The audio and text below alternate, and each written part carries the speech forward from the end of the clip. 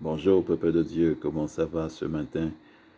Que la paix du Seigneur soit avec vous et que Dieu vous garde en toute occasion, en toutes choses. Je prie pour que le Saint-Esprit soit de Dieu, soit sur votre maison, votre famille, et que votre journée soit vraiment fructueuse dans le nom de Jésus. Amen. Ici votre serviteur, le révérend Père André. Vraiment, nous sommes dans une semaine bénie avec la très sainte Vierge Marie et je prie pour que nous puissions toujours continuer à marcher avec elle dans la foi et que notre Seigneur Jésus puisse toujours continuer à nous bénir en toute occasion. Alléluia. Amen. Eh bien, chers amis, nous avançons à grands pas vers la fin de notre programme, mais il reste encore des jours. Nous sommes aujourd'hui au 4e jour et j'aimerais vous inviter à lire l'évangile du jour. Aujourd'hui, nous allons parler de Marie, mère de l'Église. Alors, nous allons lire sans plus tarder l'évangile selon saint Luc, chapitre 2, et les versets 25 à 38. Le thème, c'est « Cet enfant est destiné à amener la chute et le relèvement de plusieurs ». Évangile selon saint Luc, chapitre 2, et les versets 38. Et nous allons lire les versets 25 à 38. Sans plus tarder, lisons ensemble la parole de Dieu. Amen.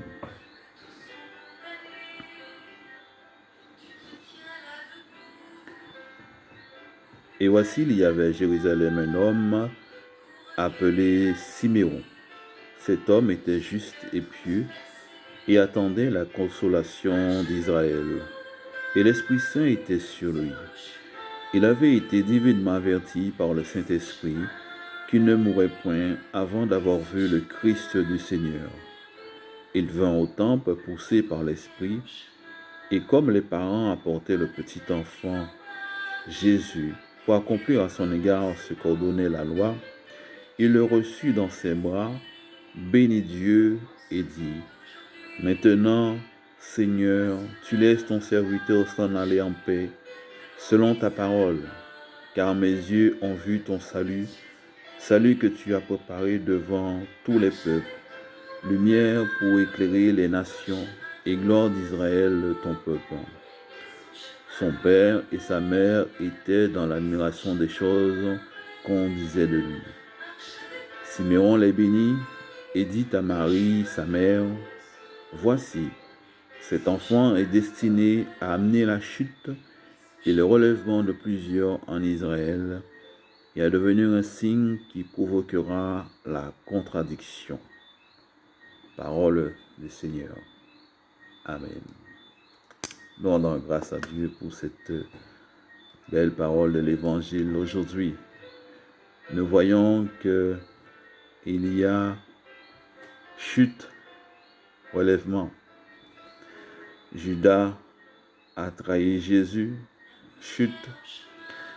Il a été remplacé par Matthias, relèvement. Nous voyons que Saint Pierre a renié Jésus 3 fois, chute. Il a été nommé le premier des apôtres, relèvement. Nous voyons Lazare, l'ami de Jésus, il était mort, chute. Il a été ressuscité, relèvement. Nous voyons la femme adultère qu'on allait lapider, chute, qui a été pardonnée par Jésus, relèvement, va et ne pêche plus. Nous voyons que Jésus a été crucifié, chute, il a été ressuscité, le 3e jour, relèvement. Chers amis, lorsque Siméon déclare cette prophétie elle s'adressait pour Jésus, mais aussi pour Marie, aussi pour sa maman. Observez bien ce qui est écrit.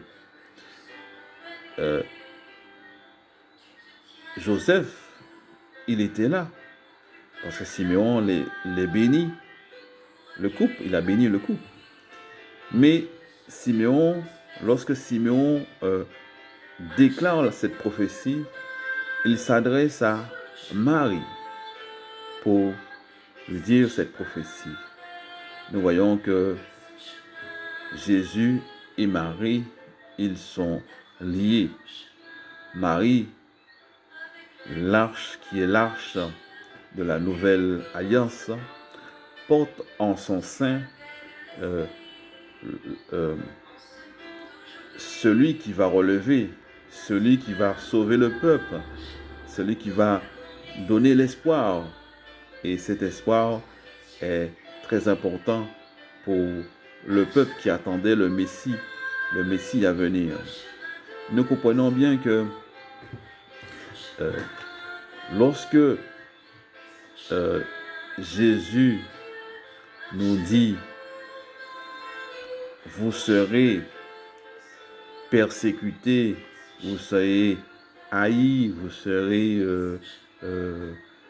outragés à cause de mon nom », eh bien, nous comprenons que cette prophétie concerne tout à fait l'Église.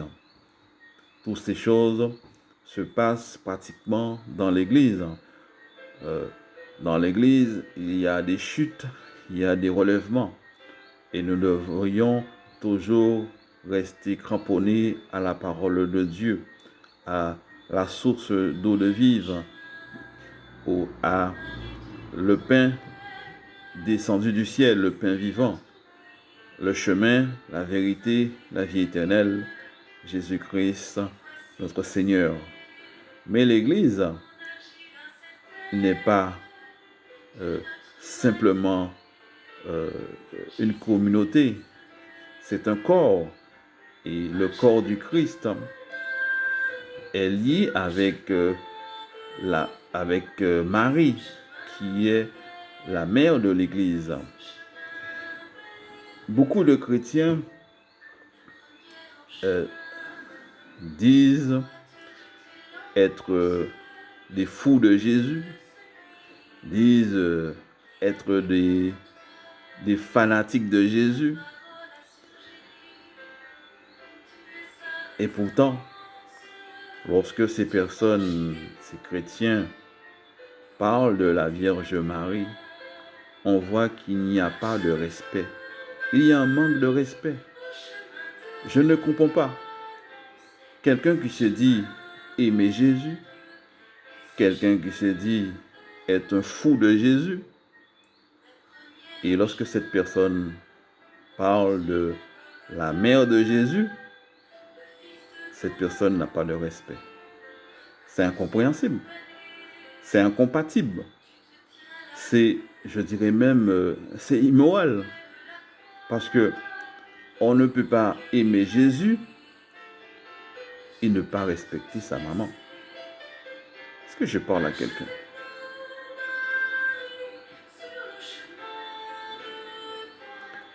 Beaucoup de personnes parlent d'une manière incorrecte, pour ne pas dire vulgaire. Quelqu'un me dira, qui n'est pas catholique, quelqu'un me dira, je ne prie pas Marie parce que c'est pas marqué dans la Bible. Je dis, il n'y a pas de souci. Je comprends et je respecte sa position. Effectivement, c'est pas marqué noir sur blanc de prier Marie parce que c'est un mystère. Et comme cette personne n'a pas encore cette connaissance par le pouvoir du Saint-Esprit, c'est normal. Moi, je respecte. Mais que cette personne parle de Marie, la mère de Jésus, comme d'une vulgaire femme, je ne comprends pas. Je ne comprends pas.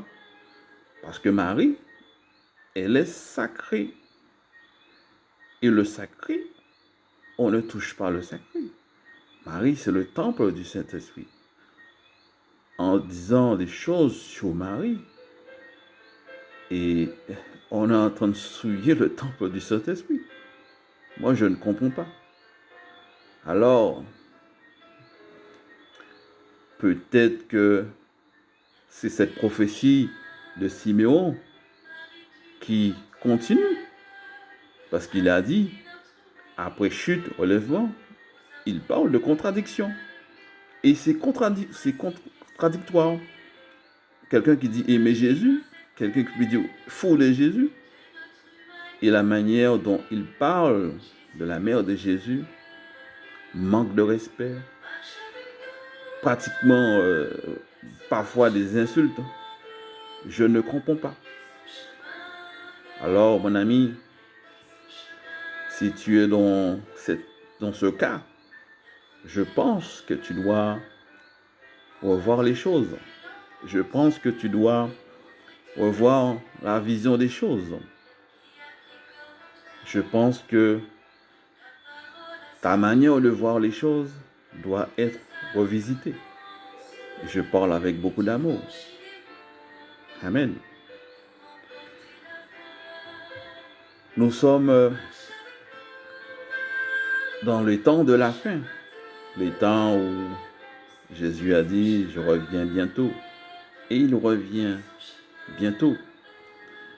Marie est la mère de l'Église. Nous devons vraiment ne pas oublier ça. Elle mérite son respect.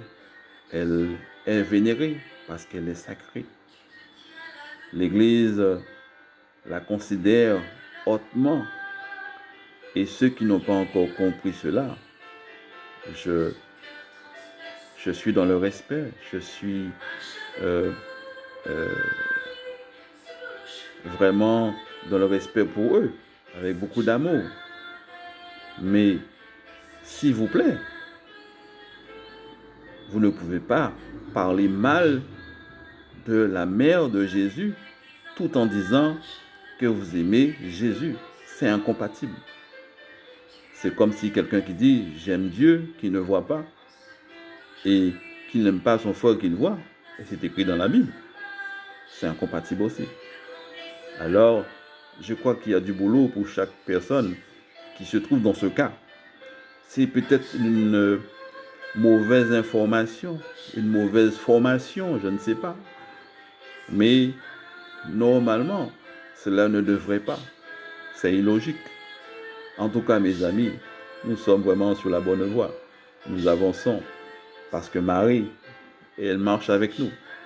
Lorsque nous invoquons le nom de Jésus, derrière le nom de Jésus, il y a Marie.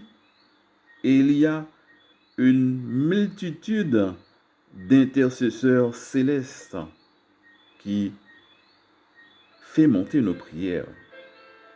Alors, ne négligez pas cette bénédiction. C'est une bénédiction, c'est une grâce. Beaucoup de personnes ont des problèmes, mais ils se demandent d'où viennent les problèmes. Mais parfois, c'est eux-mêmes qui créent les problèmes. Alors, mon ami, il est temps de faire le bilan de ta spiritualité et sache que Jésus t'aime, Marie t'aime, et moi aussi. Soyez bénis, soyez fortifiés. Oui, vraiment, Marie est la mère de l'Église. C'est elle qui a enfanté l'Église future. En son sein, il y avait l'Église future qui était déjà là. Parce que Jésus, c'est l'alpha et l'oméga. Jésus a posé les bases pour l'Église. Jésus, c'est la pierre angulaire. Et les apôtres ont bâti dessus. Et Marie, elle avait en son sein l'Église future.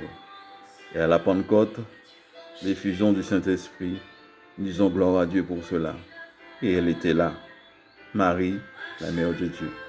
Amen. Soyez bénis, soyez fortifiés. Bonne journée avec la grâce de Dieu. Je vous bénis aujourd'hui Au nom du Père et du Fils et du Saint-Esprit. Amen.